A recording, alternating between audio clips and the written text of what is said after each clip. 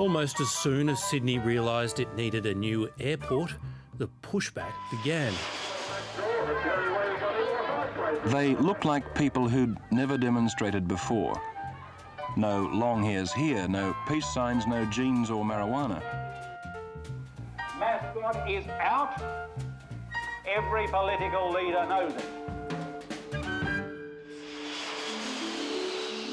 At least 17 potential sites were considered and ruled out, until 1986, when the federal government chose Badgerys Creek at the foot of the Blue Mountains.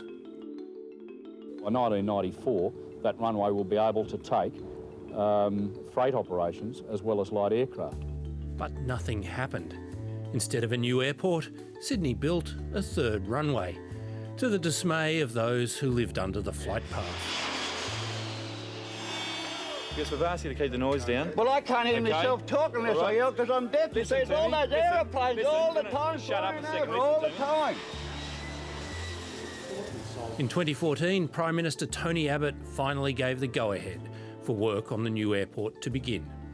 It's a long overdue decision, which, to be honest, has been shirked and squibbed by successive governments for far too long.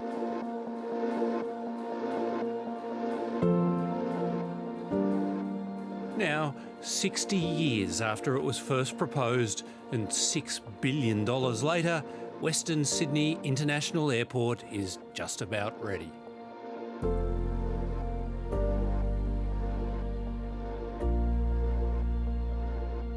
Airports are utilitarian, but actually this looks more like an art gallery to me. You know, it's a really great welcome, don't you think? The airport's CEO, Simon Hickey, takes 7:30 on a tour of a building designed to help travellers relax. We've got really high ceilings. It's a beautiful building. It's a beautiful experience, and that makes it a calming experience. The first passengers take off in October. So far, 4 commercial airlines have signed on, as others eye the local market, the diasporas of Western Sydney. It will encourage Indian carriers to look at Australia. It will encourage more direct connection.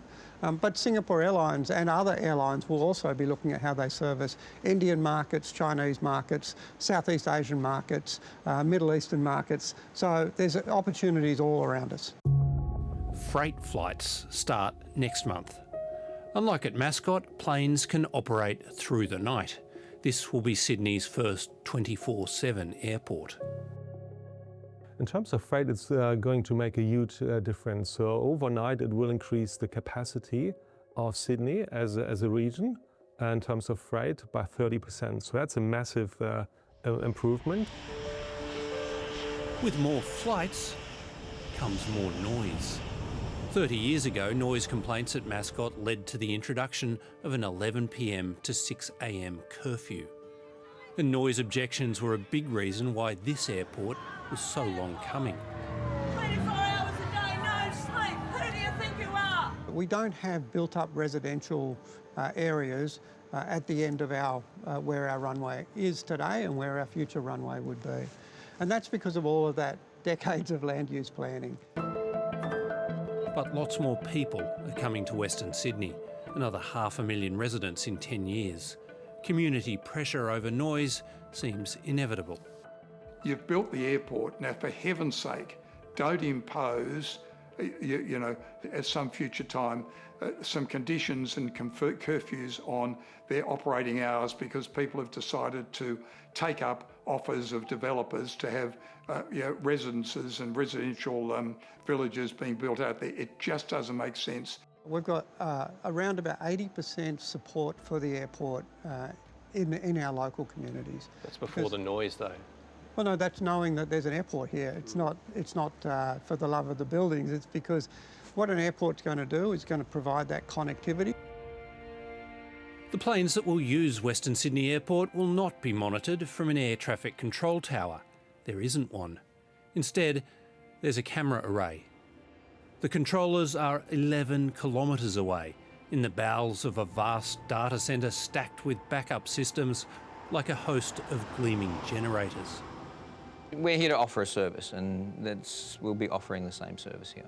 Here, the controllers can't pick up binoculars and spot approaching aircraft. We can determine, how much we see or how little. We can either have the full 360, or we can do a more traditional sort of like for like. This is about 240 degrees of vision. So it does present quite differently. Western Sydney will be the first remote tower centre, but more are coming. Some of our towers are 50 and 70 years old, and so you can't always get that technology anymore, so it becomes really difficult and therefore also costly to replace and to build new towers. Something else the new airport doesn't have: check-in counters.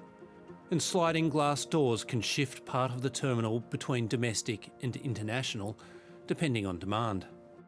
This airport has been designed to create a pleasant passenger experience through space and light and ease of movement through the terminal. There is just one problem on opening day, and that is that the train line won't be ready. That construction site is the Sydney Metro. It's still at least a year away. Until Western Sydney has got that, which essentially means the rail line from Parramatta to Western Sydney, it's not going to be a true competitor to Sydney Airport. Whilst there isn't a metro, we'll have a free bus service that replaces that metro service to go to St Mary's to connect up to the heavy rail. So there's many, many ways. Are you on the phone saying hurry up? No, I'm actually totally focused at this point in time on making sure that we are ready and open and welcoming.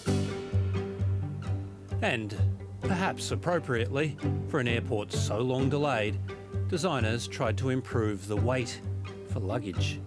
What have you done about the great human compulsion to stand as close as possible to the baggage carousel and stop everyone else from getting their bags? It is true that everyone thinks their bag's going to be the very next one out and want to get as close as possible. What we've done is we've built the longest carousels in Australia today, so everyone can stretch out, relax, take their time, plenty of time to get your bag. You'll be able to see it coming from a long way off.